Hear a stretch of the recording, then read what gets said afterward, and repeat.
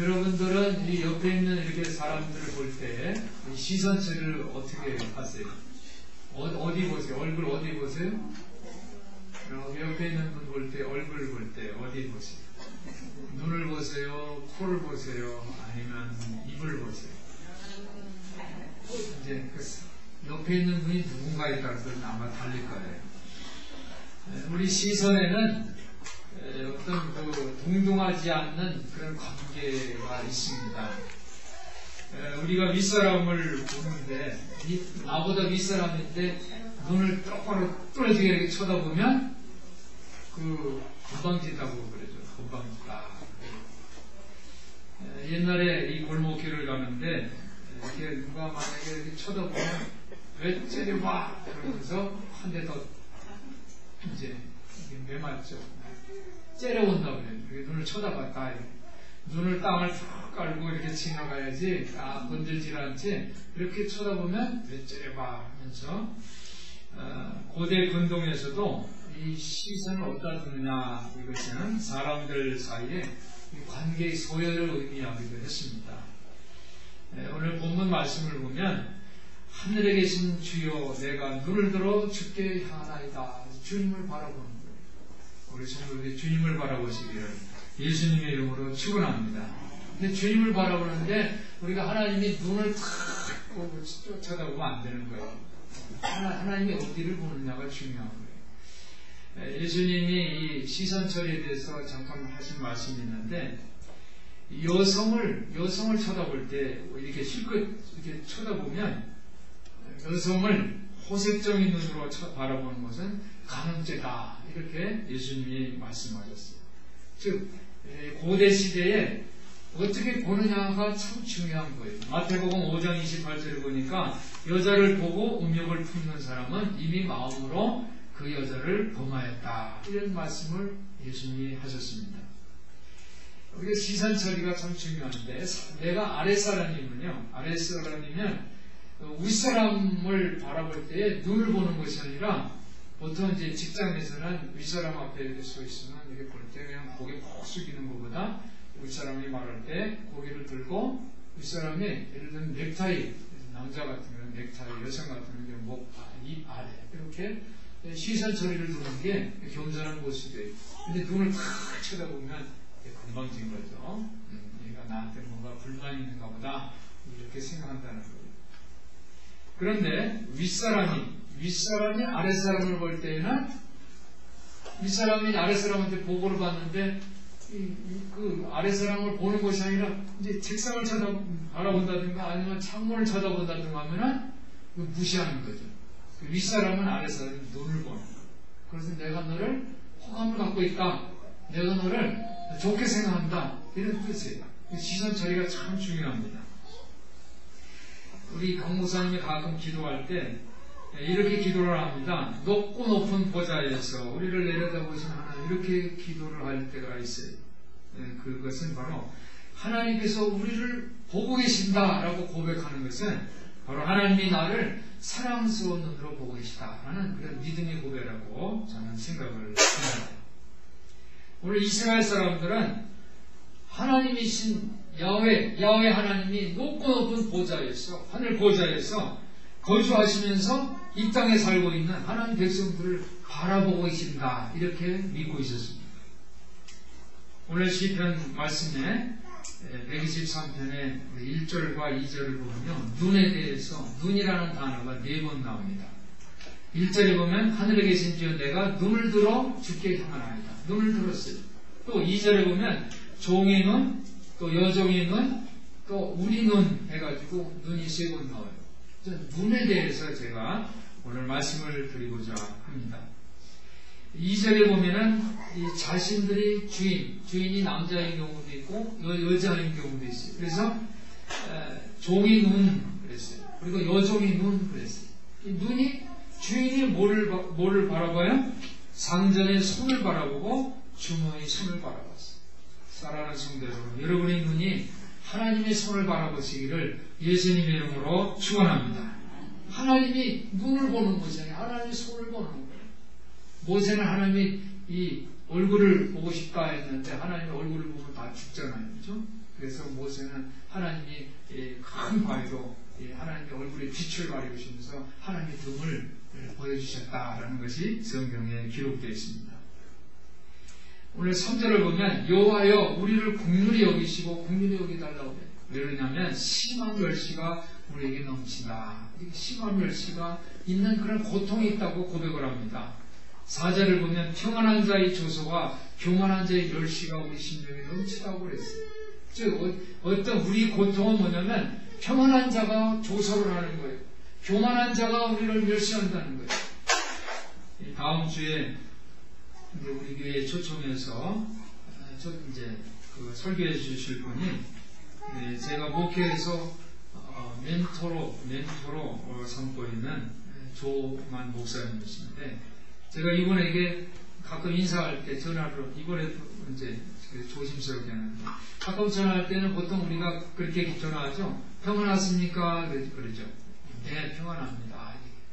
그런데 이분한테는 평안하십니까? 하면 목사가 평안하면 안 된다고 그래요. 목사가 평안하면 안 된다. 우리가 인사할 때 안녕하세요 그러면 안녕이라는 게 평안하냐는 그런 뜻이잖아요. 그런데 이분은 꼭 그 말을 거부를 해요. 목사가 평안하면 안 된다. 그런데 오늘 본문에 보니까 평안한 자의 조소 이런 그 말씀이 있죠. 4절에 보니까 평안한 자의 조소라고. 이것은 뭐냐면 이 평안함이라는 의미는 안일하다라는 뜻이에요. 아니라 게으르다, 안일하다. 이게 목사가 안일하다 보면 다른 사람을 조소한다는 그런 뜻이 생각하고 있지 않는가. 저는 그렇게 생각을 해보았습니다. 사랑하는 성도 여러분, 우리가 안일하고 게으른 게 아니라 하나님의 뜻을 이루어드리고 하나님의 말씀에 불순종이 아니라 순종하는 삶을 살 때 하나님은 우리에게 평안을 주시는데 참된 평안을 주시는 것을 믿으시기를 바랍니다.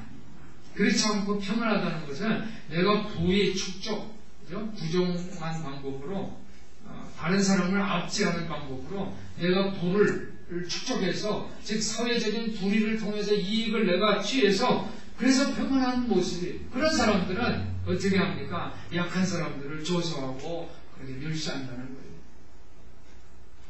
오늘 눈에 대해서 저는 두 가지 눈을 한번 여러분들에게 말씀을 드립니다.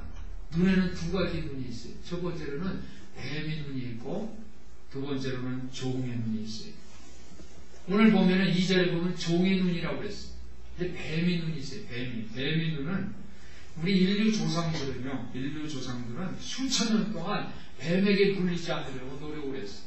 지금은 이렇게 평화에다가 집을 짓고 하지만 과거에는 인류 조상들은 이 굴 속에서 살았어요. 굴에 남자는 바깥에서 사냥을 하고 여성들은 굴에서 이제 자녀를 키우면서 또 식사를 준비하고 그랬어요. 근데 이 뱀이 굴을 좋아해요. 굴 속으로 들어옵니다. 여자들이 이 굴 속에서 이제 자녀들하고 사는데 뱀이 들어옵니다. 뱀이 들어오면 어떻게 해요? 그걸 모르고 들어왔는지 모르고 있다가 보면 뱀이 확 물어가지고 독이 있잖아요. 뱀. 그래서 여성들이 죽고 아이들이 죽고 그래요. 그 여성들이 죽으면 임신을 못하니까 생산대가 끊기는 거예요. 그래서 이 뱀의 눈이라는 뜻은 뭐냐면 뱀을 발견해서 그래서 뱀의 위험을 알리는 거예요. 뱀을 발견해가지고 이게 뱀을 발견한다라는 것 이것이 계속 그 가정에 이 세대를 이어서 뱀을 발견하는 눈을 갖는다는 것은 이 지능이 발달한다는 거예요. 그리고 뱀이 왔다라고 표현하잖아요. 고대 사람들이 야 뱀이다 하면서 가리키는 그래서 언어가 발달됐다는 거예요. 이 뱀을 식별하는 언어를 발달. 그래서 세 가지입니다. 뱀은 이 종족을 번식하고 뱀을 발견했다는 것은 종족을 번식한다는 것이 되고 그 다음에 또 뭐가 있습니까? 언어가 이 정보를 전하는 거예요. 언어가 발달됐다. 그래서 언어 발달을 통해서 이 자기의 의사소통을 했다는 그런 뜻이에요. 그래서 고대 시대는 항상 뱀이 어디 있어요? 뱀이 뭐 공중의 벽에 있습니까? 뭐 하늘에 있습니까? 항상 땅을 쳐다봤어요. 땅을 내려다봄으로써 위험으로부터 자신을 보호했어요. 그리고 종족을 번식하고 또 이 위험을 알리는 정보를 전달하는 언어를 발달시켰다라는 것이 이 뱀의 눈이에요. 우리가 이제 그 뱀의 눈이라는 뜻은 또 무슨 뜻이냐면 주사위를 가지고 이제 이렇게 게임을 하잖아요. 그 주사위가 1번부터 몇 번까지 있어요? 6번까지 있잖아요. 그 주사위 2개를 가지고 이제 이렇게 막 손에다가 흔들다가 탁 던지면은 가장 많은 점수가 나오는 게 몇 점이에요? 6하고 6이 나오면 12이 되잖아요. 12이 가장. 이 윷놀이 할 때도 제일 많이 가는 게 뭐잖아요. 6과 6이 나오면은 이기는 게임에서 틀림없이 이기겠죠. 그런데 제일 적은 수는 뭡니까? 탁 던지면은 1과 1이 나오는 거. 이것이 1과 1이 나오는 것을 뱀의 눈이라고 불러는 거예요. 실패했다는 거죠. 게임에서 졌다는 거예요. 그게 뱀의 눈이라고 불러요. 그래서 우리가 이 뱀의 눈이라는 게 위험으로부터 보호하고 종족을 번식하고 또 언어가 발달되고 이러한 것이 어떻게 보면 세상에서는 성공한 것 같지만 그러나 그것이 다가 아니에요. 그것은 실패하는 모습이라는 거예요. 영적으로 봤을 때. 그래서 우리가 더 큰 그런 눈을 발전시켜야 되는데 그 눈이 바로 종의 눈이에요. 한번 따라해보세요. 종의 눈. 종의 눈을 갖는 우리 성도들 되시기를 바랍니다. 종의 눈은 뭐예요? 오늘 종의 눈이 상전의 손을 봤어요. 그리고 여종의 눈이 그 주모의 주인, 여주인의 손을 봤어요. 이 종의 눈은 땅바닥을 보는 것이 아니라 위를 바라보는 거예요. 주인을 바라보는 거예요. 즉 우리가 종의 눈을 갖는다는 것은 이 세상의 것을 보는 것이 아니라 하늘을 바라보는 거예요. 하늘에 계신 하나님을 바라보는 거예요. 우리 성도들이 이 하나님을 바라보는 땅으로부터 눈을 돌려서 하늘을 바라보는 성도들 되시기를 예수님의 이름으로 축원합니다. 오늘 이 3절과 4절을 보면 우리가 너무너무 멸시를 받는 그런 삶을 살고 있어요. 이 시편 기자는 이 괴로움의 원인이 바로 멸시를 받고 그리고 조롱을 당한다고 그런 것이 고통의 원인이라고 고백을 했어요. 사랑하는 성도 여러분, 우리가 이 세상에 얼마나 조롱과 멸시를 받고 괴로움을 당합니까? 이 대학생들 학비가 너무 비싸요. 1년에 1,000만 원이 넘어요. 세상에 나오기 전에 대학생들이 이 채무 불량자가 채무 불이행으로 불량자가 되고 있어요. 그리고 아무리 공부를 시켜서 공부를 잘해도 이 중산층 그 이상으로 올라가기가 거의 불가능하대요. 부유층이 자기들을 지키고 자기 자녀를 지키기 위해서 아주 안전장치를 초롱성처럼 만들었기 때문에 공부를 잘해가지고 신분 상승을 한다? 거의 불가능하다는 거예요. 이제 우리나라는 1인당 25,000불 시대가 왔다. 그런데 이 숫자는 부유한 사람들이 그 소득하고 같이 인구수로 남는 거예요. 이 서민들은 피부에 와닿지도 않고 이 서민 생활은 실질적으로 점점 더 힘들고 어렵습니다.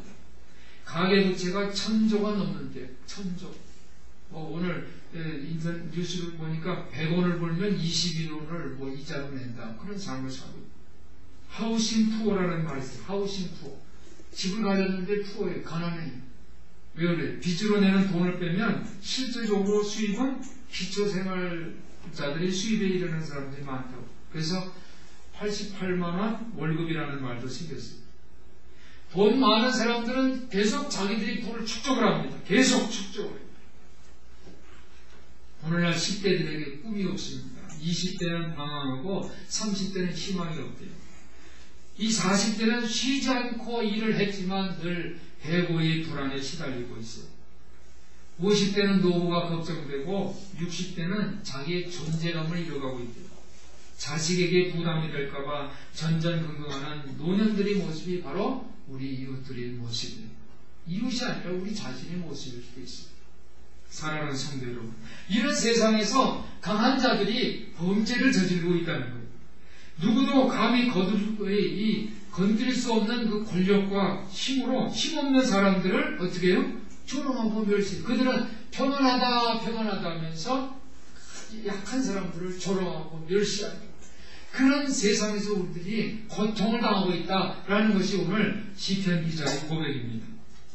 전 세계적으로 교만한 사람들, 이 멸시, 평안하게 사는 그런 사람들이 조롱을 받고 있어요. 모든 사람들. 우리 혼자만의 힘으로 이런 잘못을 바로잡을 수는 없어요. 그래서 우리가 필요한 것은 바로 하나님의 힘인 줄 믿습니다. 하나님이 도와주셔야 돼요. 우리에게는 더 높은 힘이 필요해요. 우리가 이런 세상에서 살면서 계속 뱀의 눈을 갖고 땅을 바라보면서 우리를 지키려고 하는 것은 거의 불가능하다는 거예요. 그래서 우리가 종의 눈을 갖고 하늘을 바라보는 여러분들 되시기를 예수님의 이름으로 축원합니다. 종의 눈을 가지면 시력이 좋아져요. 이 땅만 쳐다보면 눈이 나빠져요. 가까운 것만 보려고. 그러나 멀리 바라보면 하늘을 멀리 보는 거죠. 시력이 좋아져요. 어떤 분이 이 우울증 걸렸는데 송도로 가서 이 봄에 파릇파릇한 그 새싹들, 이 파란 잎을 보니까 눈이 좋아졌고 우울증도 치료됐다고 제가 아는 그 친지분이 한 분이 그런 고백을 했어요. 사랑하는 성도 여러분, 여러분들이 이 땅만 바라보는 것이 아니라 저 하늘에 계신 하나님을 바라보는 여러분들 되시기를 예수님의 이름으로 부탁을 드립니다. 하늘을 바라보면 시력도 좋아지고 또 영적 시력도 좋아지고 영적 시력.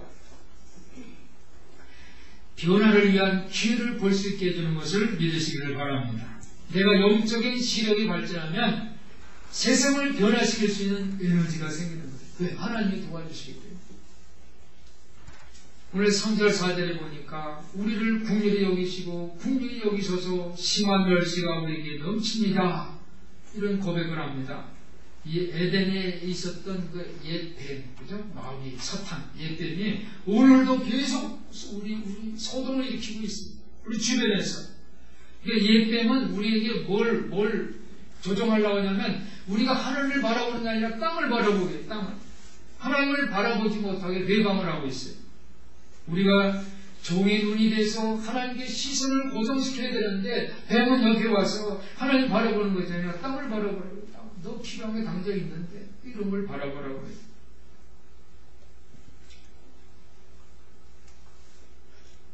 사랑하는 성도 여러분, 하늘을 바라보는 종의 눈을 갖기를 예수님의 이름으로 부탁을 드립니다. 우리나라는 60년 전에 세계에서 가장 가난한 나라 중에 하나였어요. 얼마나 가난했습니까? 지금 우리나라가 캄보디아, 베트남보다도 더 가난했었어요, 사실은.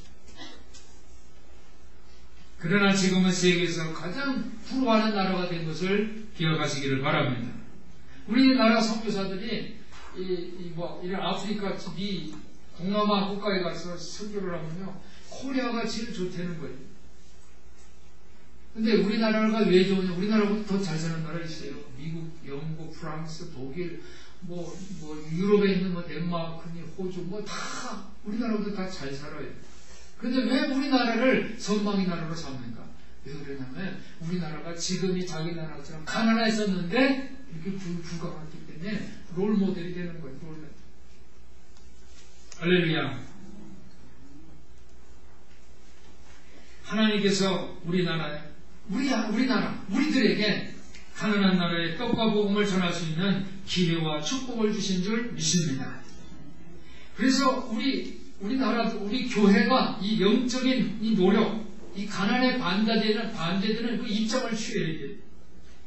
이 교회가 소유한 부를 강자의 힘으로 누리는 것이 아니라 소유한 부를 큰 배려를 갖고 아름다운 분배를 하는 데 사용해야 돼요. 큰 교회는 이 교회가 공교회가 돼요. 개교회가 아니라. 큰 교회는 작은 교회를 도와야 돼요. 우리가 교회 헌금이니까 우리 마음대로 쓰는 게 작은 교회를 도와야 돼요. 작은 교회는 작은 배려를 가지고 또 자기 갖고 있는 은사를 가지고 하나님께 헌신하면서 종의 눈을 받고 그리고 최대한 섬기는 그런 일을 해야 하는 것을 여러분들이 기억하시기를 바랍니다. 예수님께서 이 2달란트 비유를 주셨어요. 이 작은 것으로 최선을 다하는 모습이에요. 그래서 2달란트가 생각하면 제가 4달란트를 만드니까 예수님이 그에게 이렇게 말씀합니다. 작은 일에 충성했으니 내가 더 많은 것을 너에게 주겠다. 착하고 충성된 종아, 이렇게 말씀을 했습니다. 사랑하는 성도 여러분, 우리 교회는 부자가 없어요. 이 저민들 또 아주 정말 가난한 분들이 계세요. 여러분들에게 하나님은 2달란트를 주신 것을 믿으시기 바랍니다. 여러분은 2달란트를 받은 거예요. 내가 무슨 돈으로 남을 도와줄 수는 없지만은, 그러나 하나님이 나에게 주신 그 은사가 있어요. 사랑하는 마음, 기도하는 마음이 있어요. 그래서 기도해주고, 그래서 이 달란트를 가지고 종의 눈을 가지고 이 세상을 바라보는 것이 아니라 하나님 계신 곳을 바라볼 때에 하나님은 착하고 충성된 종이라고 우리에게 불러주시는 것을 믿으시기 바랍니다. 그래서 여러분들은 이 한 영혼들에게 이렇게 전하시기를 바랍니다. 한번 따라해보세요. 하나님은 당신을 아십니다. 하나님은 당신의 이름을 아십니다. 머리털까지도 일일이 헤아리고 계십니다. 당신의 손가락의 지문을 알고 계십니다. 그분께서 당신을 활짝 웃게 하십니다. 할렐루야. 하나님께서 우리에게 독생자를 보내주셔서 십자가 달려 죽게 해주셨어요. 아프리카에서 맨발로 다니고 굶주리고 있는 아이들 모습이 요즘 텔레비에 많이 보여요. 동남아, 캄보디아, 라오스, 필리핀, 저 북한의 동포들 빈민촌에서 가난의 삶의 현장에서 살고 있는 그 사람들, 그들까지도 하나님이 일일이 다 보고 계시는 것을 믿으시길 바랍니다. 우리가 종의 눈을 가지고 주님을 물어볼 때에 영적 발전을 계속할 수가 있습니다. 그런데 우리가 계속해서 뱀의 눈을 갖고 이 아래를 향한 눈만 발전시킨다면 너무나도 우리는 소극적이고 부족한 눈을 갖고 있는 거예요.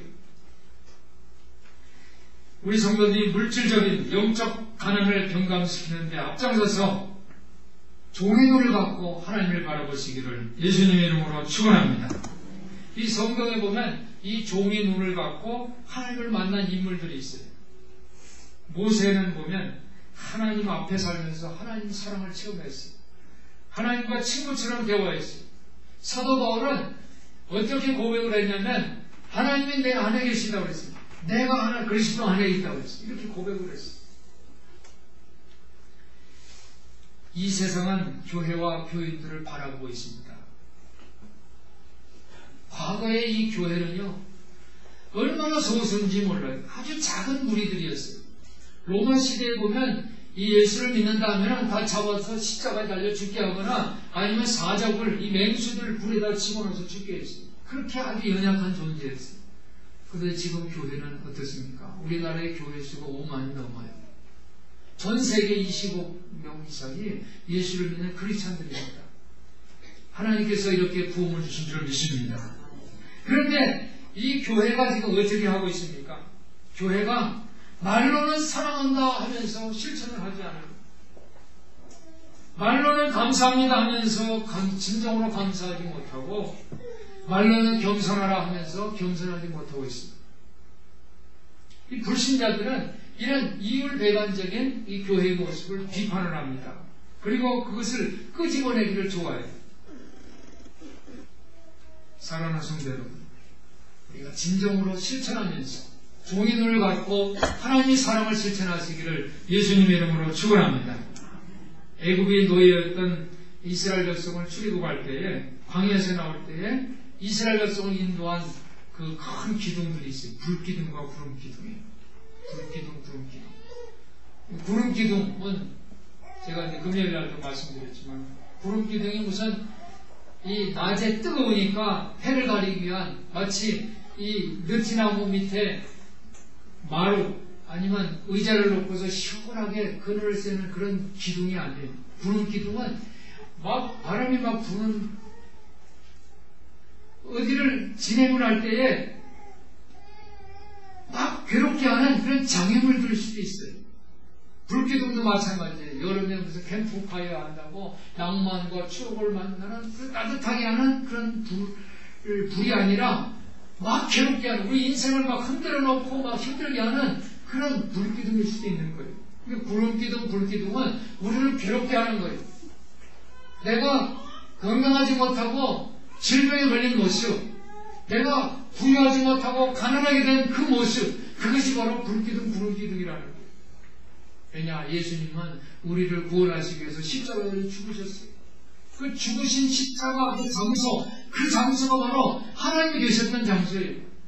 그러니까 불기둥, 구름기둥은 우리가 삶에 힘들고 어려운 그런 고통의 그런 자리, 질병의 자리, 가난의 자리, 그런데 그 자리가 은혜의 자리고 하나님 인도하시는 자리라는 거예요. 왜 그렇습니까? 그 자리에 하나님이 임재하시기 때문에. 우리가 부여가 아니라면 하나님은 무시해요. 뱀의 눈을 갖게 돼. 그러나 내가 힘들고 어렵고 고통스러우면 하나님을 바라보게 되는 거예요. 이스라엘 백성들은 그 현실의 고통 가운데에서 함께 임재하여 주시는, 지금은 광야 생활을 하잖아요. 40년 동안 집도 없이 이 길을 다닌다고 생각해서 얼마나 고통스럽고 힘들겠어요. 그런데 그 자리에서 불기둥과 푸른기둥을 고백했다는 것은 하나님이 함께 해주셨다는 거예요. 하나님이 임재해 주신 그 장소가 바로 거룩한 장소라는 것을 깨달았다는 거예요. 사랑하는 성도 여러분, 이제 우리 교회는 다음 주에 추수감사절을 지킵니다.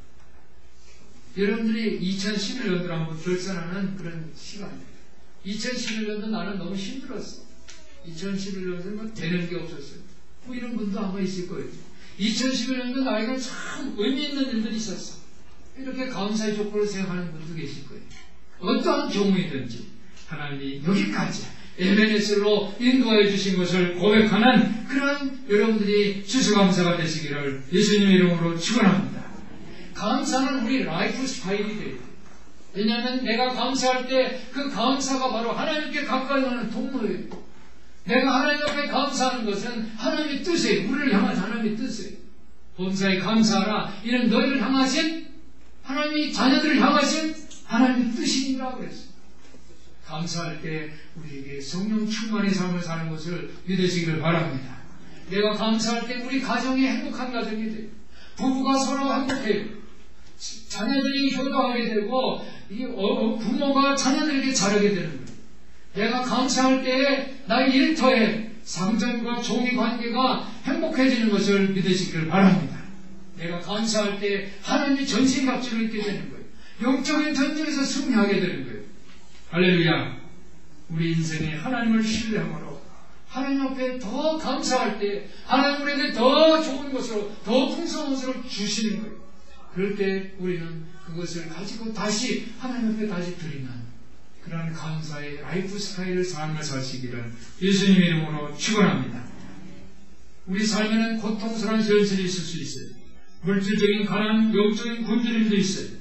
그럴 때마다 우리가 뱀의 눈을 갖고 그 상황을 피하려고 땅바닥만 쳐다보는 것이 아니라 종의 눈을 갖고 하나님의 인도하심을 만나고 하나님의 임재함을 체험하시기를 예수 그리스도 이름으로 축원합니다. 축원합니다. 기도하겠습니다. 사랑이 많으신 하나님 아버지, 우리 성도들이 종의 눈을 갖고 하나님을 신뢰함으로 하나님 앞에 감사하는 성도들 되게 하여 주시옵소서. 우리 주 예수 그리스도 이름으로 기도하옵나이다. 아멘.